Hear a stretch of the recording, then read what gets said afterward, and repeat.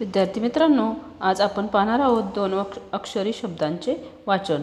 घर, धर, भर, वर, फळ, पळ, जड, रस, ढग.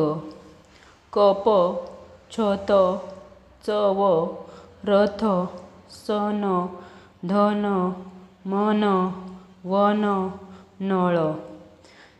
हे 3 अक्षरी शब्द आहेत. भजन, वजन, वचन, सदन, बटन, वरण, गजर, शहर, झटपट, झटपट. हरण, बदक, मगर, हळद, खडक, सडक, गवत, जवळ, ठळक. अमर, अभय, अजय, शरद,